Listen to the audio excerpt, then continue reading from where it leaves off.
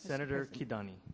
Mr. President, honorable colleagues, your Committee on Ways and Means is pleased to bring this landmark legislation that has the potential to accelerate our state's economic recovery by creating as many as 4,000 to 6,000 direct and indirect jobs.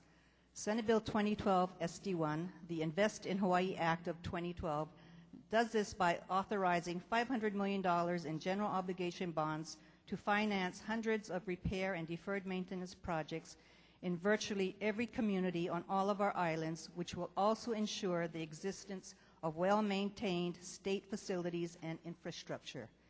These funds can also be used to develop sustainable and renewable energy resources to improve upon efficient energy consumption. Investing in energy and information technology initiatives throughout hospitals and office buildings would have significant impact and ultimately lead to cost savings, alleviating the drain on general funds and reduction of the state's carbon footprint. We note that this is only day 22 of our 60-day session and that we have been able to act quickly for a number of important reasons. First, the need is crystal clear.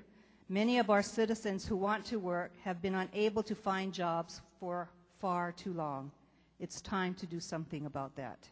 Second, literally hundreds of repair and deferred maintenance projects statewide have gone unfunded for too long, to the point that conditions in our schools, our libraries, our university campuses, our state hospitals, our public housing projects, and other facilities have become a health and safety issue. It's time to do something about that. Third, we have bipartisan support in the legislature, support from the administration, and strong support from both the private sector business community and trade worker organizations that cry out for meaningful action. They all know that dollars in workers' pockets means that our economy can get rolling again to the benefit of all. It is our hope that we will find the same support from our colleagues across the hall.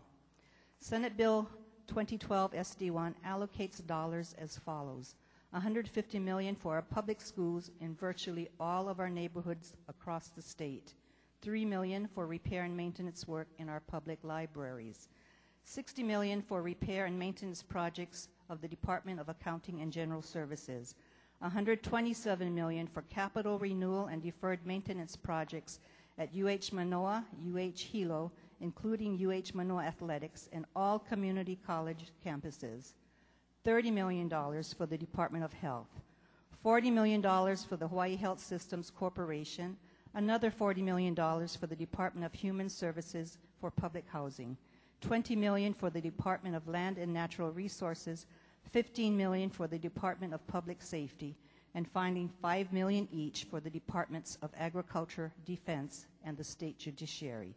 Mr. President, I should note that the projects to be funded come from priorities established by the departments themselves.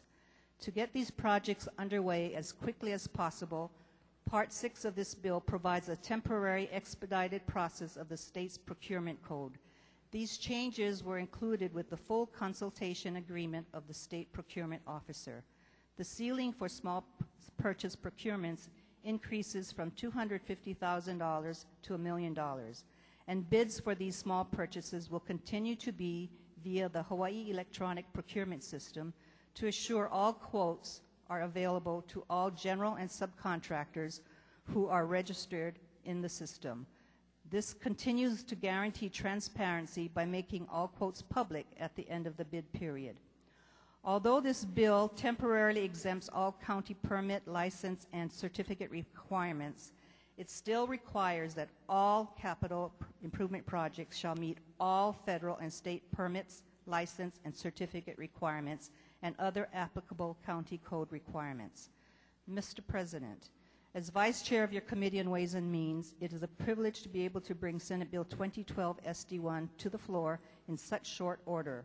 The energy during our hearings, the positive suggestions for amendments and clarifications, and the comments we receive daily from workers around the state who see hope in our efforts have all been an uplifting affirmation of why we serve. I would also like to acknowledge the clear direction and concerted leadership of your office, Mr. President, and that of Chair Ige.